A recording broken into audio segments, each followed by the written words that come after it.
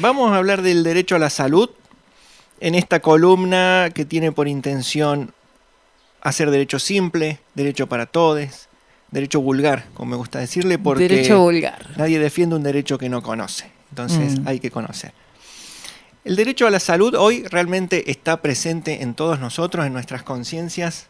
Creo que hasta incluso aquí en San Marcos hay un planteo con respecto al SIC, al funcionamiento, en donde está en juego justamente el derecho a la salud. Pero esto no siempre fue así, y de hecho fue un derecho que tardó mucho en llegar a la legislación. En los orígenes de nuestro país, en la época colonial, no existían hospitales, no estaba este concepto. Solo había lugares donde se internaba, se aislaba a los locos y establecimientos para los partos ocultos.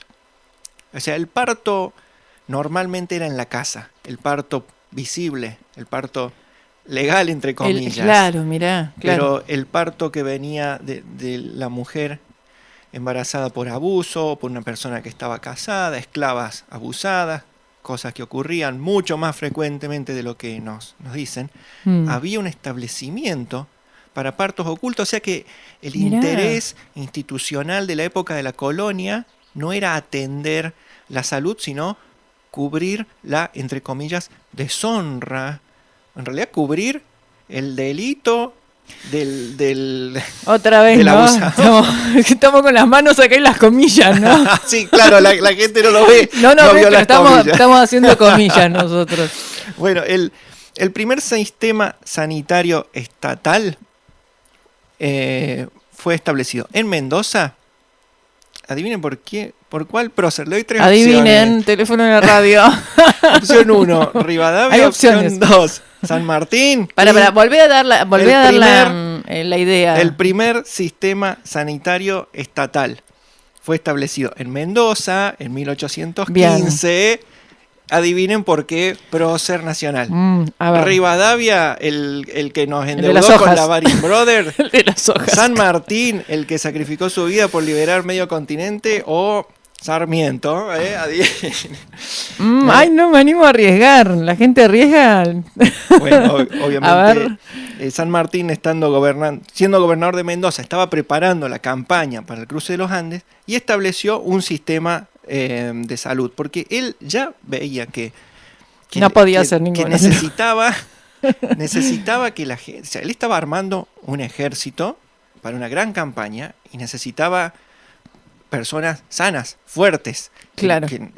Para eso debían contar con medios del Estado. Medios muy limitados, porque él como gobernador tenía los medios, o sea, no le mandaban dinero para armar el ejército, imagínate lo poco que tenía para el sistema sanitario, pero lo hizo, algo hizo. Bien, durante todo el siglo XIX, entonces, el Estado y la salud no se mezclan. El gobierno no tiene en su agenda la salud de la gente. Y esto tiene que ver con el modelo agroexportador del país. Como el consumidor de nuestros productos estaba en otro país, en Inglaterra, tenían que comprarnos el trigo, las vacas, no había un interés de la oligarquía, que controlaba el gobierno absolutamente, en el pueblo. No tenía ningún interés económico en el pueblo, entonces no había ningún sistema de salud. Curiosamente fue Roca, cuando era presidente, el que por una incidencia dio los primeros hospitales nacionales. No fue porque le importaba a la gente, como sabemos Roca no se caracteriza por preocuparse por el pueblo, sino que como él tuvo un conflicto con la iglesia, les separó al Estado de la Iglesia, o sea, no suficientemente desde mi punto de vista, pero hizo una primera separación. Por lo que vemos, no suficientemente. Hizo una primera separación y en esa separación los hospitales que hasta el momento habían estado en manos de congregaciones religiosas pasaron al Estado. O sea que mirá, ahí estamos, pero estamos hablando de 1880. Antes de eso habíamos tenido dos epidemias, la de cólera de 1869 y la de fiebre amarilla de 1871. Esta última, la epidemia de fiebre amarilla, mató a 14.000 personas en Buenos Aires. Y lo que hizo el gobierno es el símbolo total del concepto que tenían de la salud pública. Pensemos también en los 14.000 personas en una época en que no sé si había 100.000, no sé si había 100.000 personas. Sí, sí. ¿Qué hizo el presidente Sarmiento durante la época de la fiebre amarilla? ¿Se puso al frente? ¿Abrió hospitales? ¿Se puso en campaña? No, se mudó. El presidente, el vicepresidente, todos los funcionarios públicos, senadores, diputados, se tomaron el palo. Como verán, gente, hay cosas que no son nada nuevas, ¿no? Se tomaron el palo. Entonces, los vecinos organizaron una comisión vecinal para gobernar la ciudad y para atender la epidemia de fiebre amarilla. O sea, tremendo lo que demuestra la separación absoluta de Estado con sanidad, con salud pública. Finales del siglo XIX aparece el modelo filosófico vinculado con el positivismo que se llamaba higienismo. Suena lindo, higienismo, higiene, salud, claro, suena lindo, pero en realidad hablaba de higiene social, darwinismo social, es decir, hay razas superiores y razas inferiores. En el contexto de la ola inmigratoria argentina, 2 millones, 3 millones de inmigrantes amontonados en los conventillos, que los conventillos eran casas en los barrios de Montserrat, San Telmo, que habían abandonado las familias pudientes para irse al norte, a Recoleta, Palermo, por la fiebre amarilla. Y esas casas se convirtieron en los conventillos. Entonces fíjate cómo está todo vinculado. Los inmigrantes estaban ahí amontonados, sin poder comer, sin tener trabajo, se enfermaban. Obvio que se enfermaban, se contagiaban las enfermedades. Habían estado 3 meses en un barco, llegaban con enfermedades. ¿Qué decía entonces el modelo del higienismo? El inmigrante es un ser inferior, es una raza inferior que trae enfermedades. No, el inmigrante está viviendo mal, el pobre está viviendo mal, necesita atención. El facilismo, ¿no? Qué enfermedad, claro, el facilismo. Un silogismo lineal, claro. Es decir, él está enfermo, él es inferior. Comienzos del siglo XX empiezan a aparecer pioneros con un pensamiento diferente, un pensamiento de medicina social. Y acá tenemos que destacar a Cecilia Grierson, primera médica mujer argentina, que no le fue fácil estudiar. Estamos hablando de una sociedad muy machista, en un ámbito muy conservador como eran las universidades antes de la reforma universitaria y un poquito después también, que logró recibirse, logró titularse y después le costó mucho también conseguir trabajo. No le daban cabida en los hospitales. También Cecilia Moró, que empezó a estudiar y a preocuparse por el problema de la medicina social. Es decir, hay un vínculo entre que las personas vivan mal, se alimenten mal y la enfermedad, claramente. Sin embargo, todavía el Estado sigue ausente. Estamos hablando de algunos médicos que comienzan a interesarse. Calidad de vida, salud. Claro. Viale Macé en 1904, que nos suena por Córdoba, por el dique San Roque. Él estuvo junto con Casafut en la construcción del primer dique. En 1904, el presidente Roca, en su segunda presidencia, le encarga un informe de las clases obreras argentinas para hacer una ley de trabajo. No porque a Roca le importaran los trabajadores. Tenían miedo de las ideas marxistas que ya estaban apareciendo. Y anarquistas, los inmigrantes venían con ideas de anarquismo. Entonces Viale Macé hace este informe y el resultado es devastador. Él habla de endemias, desnutrición, mal de Chagas, un informe devastador. El gobierno no hace nada, lo archiva, no hace ni ley de trabajo ni nada. Hacen la ley de servicio militar obligatorio. Bien, 1901. Y ahí aparece, primera vez oficialmente, el problema que había. ¿Por qué? Porque cada conscripto debía pasar por una revisión médica. Y ahí empiezan a aparecer los alarmantes datos de la salud pública. De los conscriptos que llegaban del noroeste o del noreste, o sea, la parte norte, el 65% eran rechazados por desnutrición. El 65% de hombres de 21 años. Y de la zona de la Pampa Húmeda era el 46%. o sea, altísimo. Ahí eso contradice totalmente ese mito de granero del mundo. Las PIB, porque aparte el granero es una figura tan horrible, el granero es donde se guardan los granos, hay animales, hay ratones, es espantoso. A mí me choca que todavía haya gente que se enorgullece o añora cuando éramos el granero del mundo. Aparece otra figura, bueno, tenemos este informe entonces, por el servicio militar, empiezan a aparecer datos oficiales del pésimo estado de la salud en general. O sea, todo esto va yendo a un lugar donde o sea, el interés en la salud no va a estar muy lejos de tener que ver con el interés de que sea rentable, ¿no? Que la gente esté sana, que nos sirva, sí, que nos dé ganancia vinculado, un sano, claro, una persona sana. El desinterés en la salud del pueblo, sí. Porque no éramos un país industrioso, claro. No necesitaban obreros, claro. Aparece la figura del doctor Salvador Massa, que empieza a estudiar el Chagas, claro. Una enfermedad que todavía el día de hoy el día de hoy se la sigue menospreciando, se conoce poco, porque es una enfermedad que afecta zonas pobres, provincias pobres que no pueden dedicar recursos a su investigación. ¿Por qué no se habla de la endemia de Chagas? Hace 200 años que está totalmente instalada. Exactamente. Bueno, llega en 1916 Irigoyen, primer gobierno popular, 1930, golpe de Estado y la década infame. Bueno, no cambiaba mucho, seguíamos con lo mismo. Hasta que aparece la figura del doctor Ramón Carrillo. Y acá vamos a detenernos. El doctor Ramón Carrillo nació en Santiago del Estero en 1906, o sea, ya pensando dónde nació sabemos lo que él vivió, lo que él pudo haber vivido en 1906, estudió medicina en Buenos Aires, se recibe con medalla de oro y viaja a Europa para seguir estudiando, y a él le preocupa la cuestión social, le preocupa el pueblo y las enfermedades del pueblo. Se interesa en política, sabe que la política es la herramienta para esto. Se acerca a Forja, la fuerza orientadora radical de la joven Argentina, donde surgieron grandes pensadores, Jauretche, Scalabrini Ortiz, y por el cargo que él tenía en el hospital militar, conoce a Juan Domingo Perón.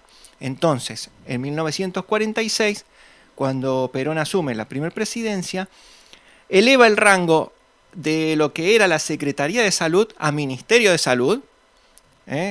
Eso fue así hasta Macri, que la volvió a bajar a Secretaría. Y hace un punto es impresionante, estaba pensando en eso. Hay una frase...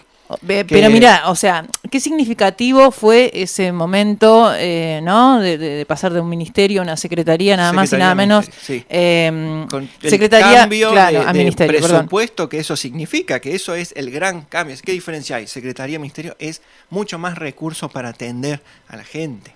Claro, pero, significativo ya de por sí cuando uno no sabía o no sabe todo lo que vos estás contando. Uh-huh. Ahora... Lo más llamativo o espantoso es que había un llamativamente espantoso. Ministerio de Ganadería.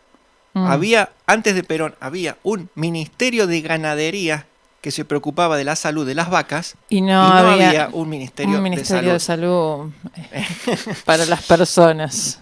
Entonces, primer ministro de Salud de la Argentina, Ramón Carrillo. En 1947, Perón propone el primer plan quinquenal, un plan económico, social, de desarrollo para avanzar con la industrialización y con la mejora de las condiciones de vida del pueblo, y ahí la salud es fundamental. O sea, parte del plan quinquenal era la salud, la construcción de hospitales, la atención de la salud, la investigación, todo.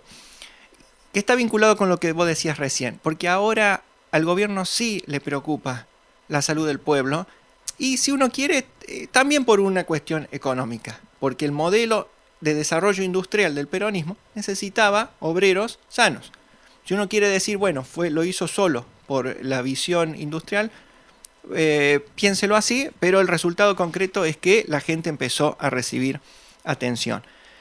Y junto con el trabajo del Ministerio de Salud, está el trabajo de la Fundación Eva Perón. que trabajaban juntos. Ramón Carrillo y Eva Perón trabajaban juntos en la atención de la salud. ¿Qué atendía la fundación? A las personas que no tenían trabajo. Los jubilados, los discapacitados, las mujeres que por su condición de ser madre no podían acceder a un trabajo en esa época. Niños, jóvenes. Niños huérfanos, niños abandonados. Todos ellos recibían la atención médica por la Fundación Eva Perón. Y la gente que tenía empleo recibía la atención por el lado del Ministerio de Salud. Un elemento muy importante, dos elementos muy importantes de la política sanitaria de la época del peronismo. El tren sanitario, que era un tren convertido en un hospital de última generación, que durante 4 o 5 meses recorría el norte de Argentina, pueblo por pueblo, llevando el médico a personas que quizás ni sabían que podían ir a atenderse. O sea, la persona no tenía medios. Estamos hablando de 1950, gente que se movía en mula, que estaba en un pueblo, imagínense, en el monte, en Chaco, en Salta. Pero tantos caminos que no existían. Faltaba que no mucha conexión entre un lugar y otro. Y el hospital venía a ellos. El tren sanitario tenía radiología, consultorio odontológico, quirófano, tenía todo. Se establecía en el pueblo, atendía a la gente y cuando terminaba se iba al siguiente. Y los médicos estaban en el tren 3, 4, 5 meses haciendo la gira. Impresionante. Un concepto muy novedoso. Y les recomiendo buscar en YouTube, después del programa, claro. Busquen el archivo histórico, el tren sanitario Eva Perón, porque es impresionante. Y el otro elemento fueron los torneos infantiles Eva Perón, los torneos Evita, torneos deportivos. Los varones jugaban al fútbol, las niñas jugaban al vóley, pero de esa forma 300.000 niñas y niñas llegaron a participar, y el primer requisito que tenían era una ficha médica. Entonces volvemos a lo que habíamos dicho antes, hablamos de la conscripción, la revisión médica, ahora era una ficha médica para las niñas. Para muchos era el primer contacto con un médico. Venían con revisión, vacunas, detección de enfermedades, todo. O sea, una forma de, a través del deporte, lograr que cientos de miles de niñas lleguen a tener atención preventiva. Claro. Una cosa maravillosa. Hay una anécdota con respecto a Eva Perón, que en un momento una mujer le hace un comentario, le dice, qué buena vista tienen los pobres, porque ninguno usa anteojos. Y ella le dice, lo que no tienen es oculistas, lo que no tienen son anteojos. No tenían atención médica. Claro. Muy bien. Ramón Carrillo se va del gobierno en 1954 y en 1955, sabemos, el golpe de Estado derroca al presidente Perón y toma venganza contra el peronismo, proscribiéndolo, prohibiendo que se mencione. Y como víctima estuvo la Fundación Eva Perón y todas las personas que dependían o que habían sido beneficiadas por la fundación, porque se desmantelaron los complejos para niños huérfanos, se quemaron mantas, se destruyeron un montón de elementos médicos que eran de la fundación, entre ellos unos 11 pulmotores que había comprado la fundación, que fueron tirados al Río de la Plata porque tenían el logo de la Fundación Eva Perón. ¿Qué pasó? En 1956, o sea, un año después, vino una epidemia de polio y no había pulmotores y tuvieron que ir a comprarlos de urgencia, por supuesto pagando precios. Tirar de... No, mamita querida. Muy bien, ahora entramos en la siguiente etapa, en donde vamos desde el 55 hasta el golpe militar del 76, donde tenemos vaivenes de gobiernos democráticos libres, limitados, muy limitados, marcados por las Fuerzas Armadas. Entonces es muy poco lo que se avanza en salud pública. No quiero dejar pasar que cuando se derrocó el gobierno de Perón quedó en obras lo que iba a ser el hospital de niños más grande de América. Una obra que ya estaba muy avanzada y la dictadura del 55 la frenó. Y fue un edificio que quedó hasta los años 90 en Buenos Aires, que después Menem lo demolió. Pero es conocido, no sé si es el que le decían el elefante blanco, o sí, alguno de sí, esos, sí, que se han hecho Eso iba a ser documentales. el hospital de niños más grande de América. Ya estaba tremenda avanzado, estructura. Y lo frenaron y ahí lo dejaron. Ahí detenido, sí. Entonces, pasamos a la etapa intermedia. Tenemos la ley de medicamentos de Arturo Illia. Bueno, podemos, perdón, yo especialista en irme por las ramas, pero estoy pensando acá en la provincia, ¿no? En Córdoba, todos los hospitales hechos en la época, ¿no? de Perón, por el tema de los policlínicos. Claro, los policlínicos eran muy importantes porque con la organización obrera sindical, el sindicato hacía un hospital donde atendía a sus afiliados y a sus familias. Y entonces la tuberculosis, ¿no? El tema del clima, los hospitales, claro, tantos también, hechos acá, ¿no? El que tenemos ahí todavía sí, que hoy se están rescatando algunos, ¿no? Edificios increíbles, bueno. Sí. Tenemos entonces, en el periodo antes del golpe del 76, la ley 16.462, ley de medicamentos, aprobada durante el gobierno de Arturo Illia, que por primera vez fijó una política de control sobre la producción, comercialización e importación para las empresas farmacéuticas. O sea, fue la primera vez que se le puso un poco de orden a los laboratorios. Tengamos en cuenta que Illia después lo derrocaron, o sea, nada es casualidad. 1976. Qué buen recorrido histórico, ¿no? Qué buen recorrido. Sí, es que quiero que quede claro el paralelismo que hay entre la cuestión política y la evolución o el mayor o menor reconocimiento del derecho de salud. Perfecto. Va a quedar bien marcado. A partir de 1976 comienza la etapa neoliberal, primero con la dictadura, proseguida después con los gobiernos democráticos inmediatos. ¿Cuál era la característica? Disminución presupuestaria para la atención de la salud. O sea, la salud se empieza a privatizar. Claro.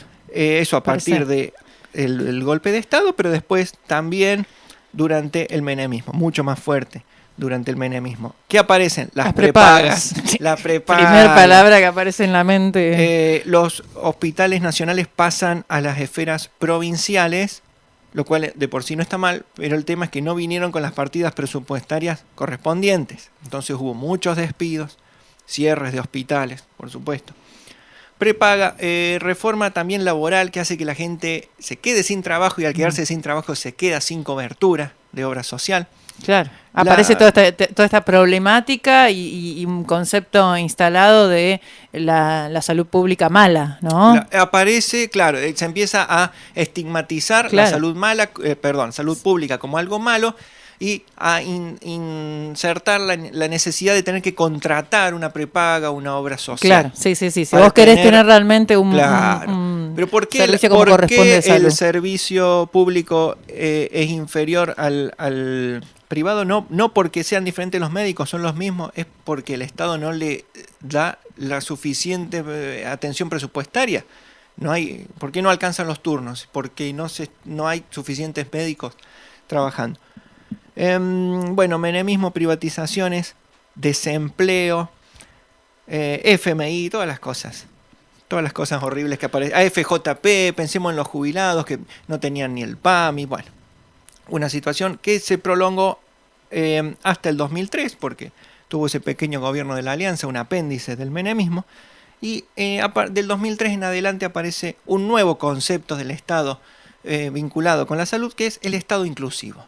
Ampliar los derechos vinculados con la salud. Entonces tenemos desde el 2003 hasta ahora más de 40 leyes que mejoran la calidad del derecho de salud. Porque derecho de salud es como un título. Después tenemos que hilvanar cada ley que hace concreto este derecho de salud.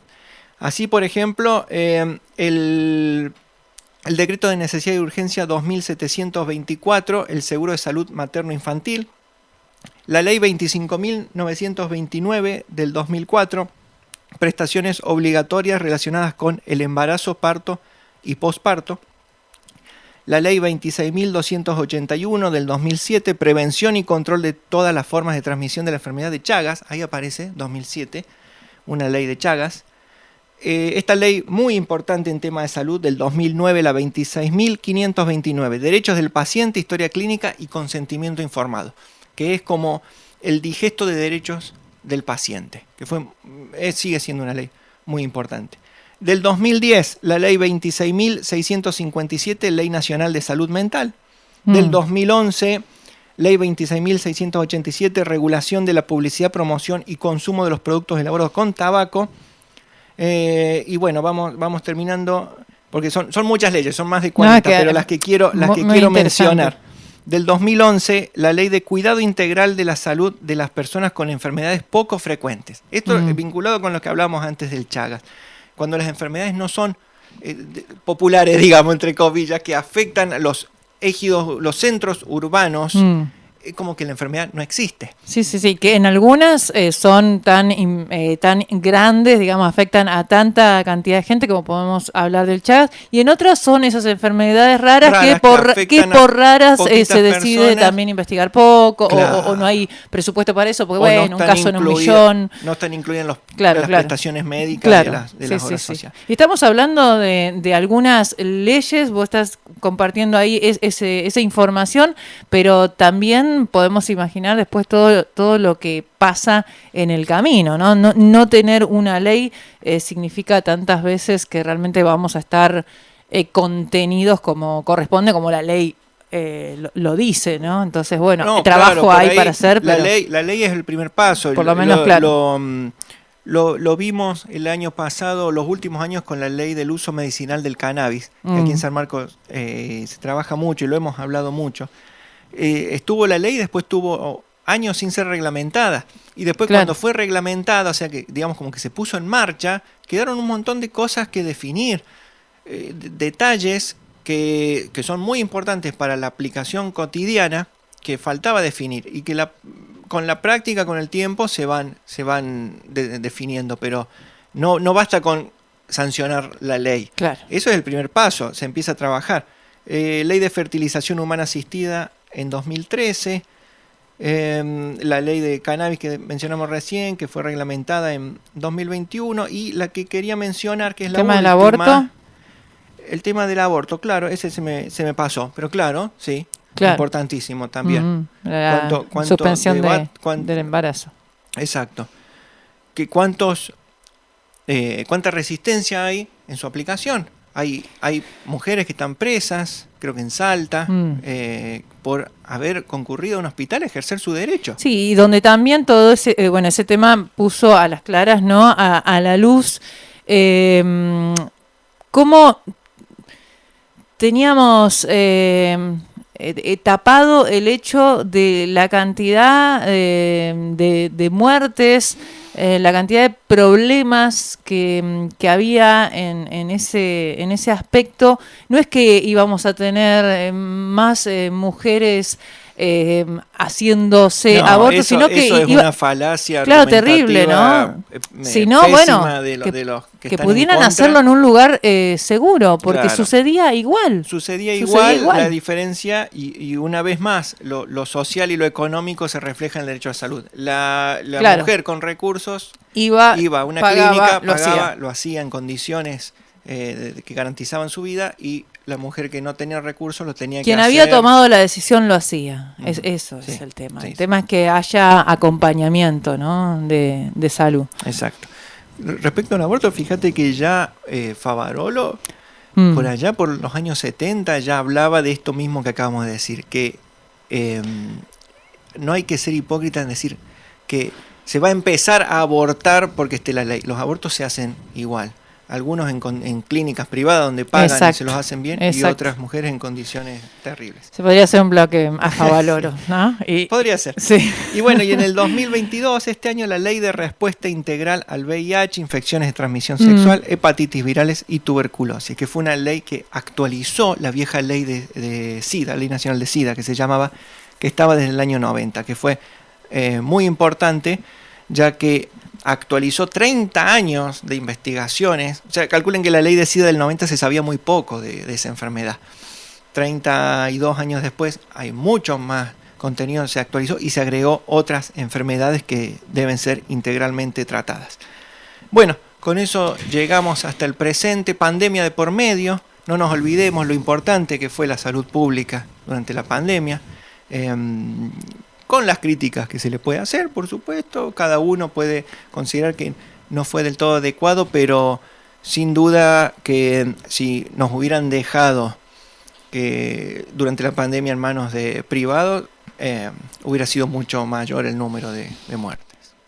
Un lujazo, ¿no? Lujo es poco. Un lujazo la columna de hoy. Bueno, gracias. Aguante la universidad pública. Hay que defender la universidad pública. La universidad pública es investigación, es formación, es profesionales, no es un gasto. Y aunque, aparte de que si uno se fija lo que ocupa en el presupuesto nacional, la educación pública es si uno se fija lo que se va por cualquier lado, si uno se fija, ¿no? Ahí está un poco, ¿no? Hay que abrir la cabeza, abrir los ojos, por lo que se gasta en cada cosa, no, todo lo que sea para igualar derechos, la verdad que sostenerlo y bueno, y pedir que esté ahí, tratar de apoyar a los que justamente le ponen foco, ¿no? A educación pública, salud pública. A los investigadores del CONICET, no dejarse encandilar por las luces de los neoliberales, liberales, son siempre los mismos. Se llamen liberales, neoliberales, posliberales o libertarios, son siempre los mismos.